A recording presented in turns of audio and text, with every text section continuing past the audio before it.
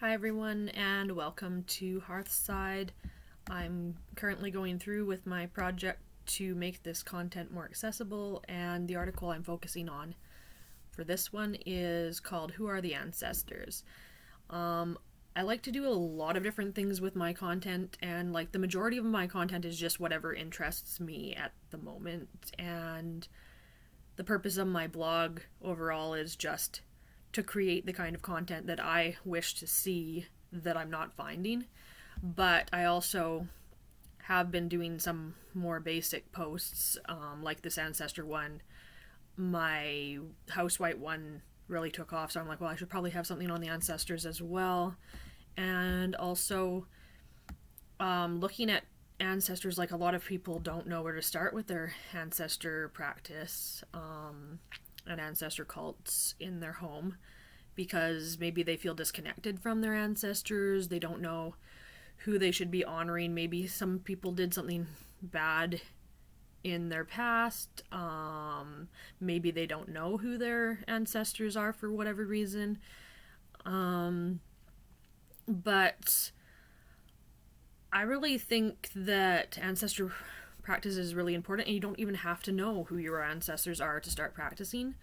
That's part of the journey, is like learning how to connect with them, basically. And even if you don't have any names or any photos or anything, you can do that as a meditation or as a journey, basically, and talk with them and like probably go back if you don't know at all, like start with your parents if they have passed away, and then grandparents, and go back slowly that way. And like even myself, I knew like my grandparents and my great grandparents, even some of them, as a child. So it was easy to connect with them. And I also have been very lucky with genealogy records and having names or photos going quite far back in a lot of my lineage. But even so, sometimes if I'm doing some lineage work or whatever, I come across an ancestor that it goes back too far that I don't even have a record of their name. And then you do have to do that sort of connecting and sort of figuring out what they're about. And so it's really common to, I would think, all heathens who have developed their ancestor cult that at some point or other you're going to end up doing it a little bit by feel and without knowing too much about ancestors that you're working with. Now when I was creating this post, I was talking a little bit about different views that people have about what ancestors consist of in the heathen context. And you'll find it in my blog. I do a lot of things where I will say what various heathen groups or individuals have said and just sort of reiterate, because it's my opinion that I shouldn't be telling you how to heathen. So I like to present different sides and, as much as possible, not focus on what my own biases might be. Obviously, eventually those are going to come in, and I can't entirely avoid it, but this post was really looking at ancestors broadly and what those could mean to different individuals and different groups. And what I mean by that is, like, if you're concerned about who you're connecting with because either you don't know your ancestors or because they might have done something that you're not happy about or not proud of, or you feel that they might not be accepting of you, what exactly consists of ancestors and who is it that you can look to for that guidance, basically. So I definitely think in the case of, say, adoption, for example, like your ancestors, you have your ancestors that are your genetic ancestors, but you also have ancestors in the family that you've been adopted into, because you are part of that family. So you could reach out to ancestors on both those sets of lineage. But like other heathens and other groups might even expand it beyond that. You could consider, for example, a folk hero to a certain region to be an ancestor broadly for people who live in that region. Or you might think that someone who's in your kindred who's passed away might be an ancestor because they had such an important part in your life. So you might have them as part of your ancestor cult to get advice and wisdom from them as well. And like some heathens even will go as far as to say, well, the gods are our ancestors. And like, I mean, there's arguments on either direction for that one. I just caution being careful with that insofar as not trying to trace your lineage and be like, oh, I'm descended from Odin, or I'm descended from Freyr, or whatever. And that's something that you find them doing in the sagas, is that the nobility are trying to say they're descended from Odin, or they're descended from Freyr, or whatever other god or goddess that they might be tracing their ancestry back to. And that's likely a way that they're trying to gain prestige.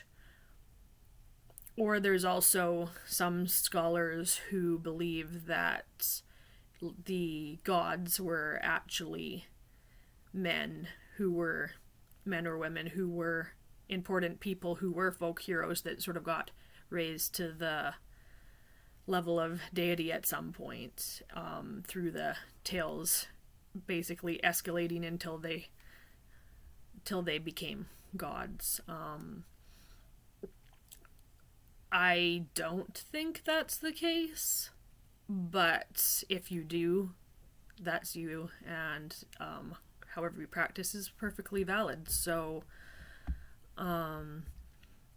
but yeah, just the caution of not trying to say that you're descended from a god, because that's how we get into having more exclusive practice and not be inclusive, because now we're looking at genetics as something that's determining your worth to be a practitioner of heathenry. So yeah, like, it's okay on some level to say, yeah, the gods are ancestors, in the sense that they're people that you get guidance from. But I would say the majority of heathens would see the gods as a separate group that you would be involved with compared to your ancestor cults. And it probably is easier in a lot of ways to separate those two practices, just because the things that you're asking of the gods are probably different than the things that you're asking of your ancestors. So in regards to ancestor practice,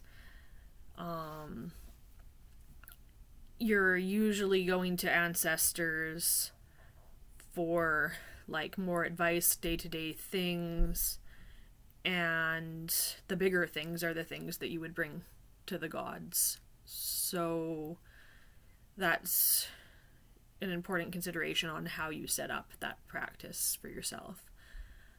I also put in this blog entry that depending, like if you're an animist or whatever, you might think that things that are other than human might be ancestors, like plants or rocks or other beings, basically.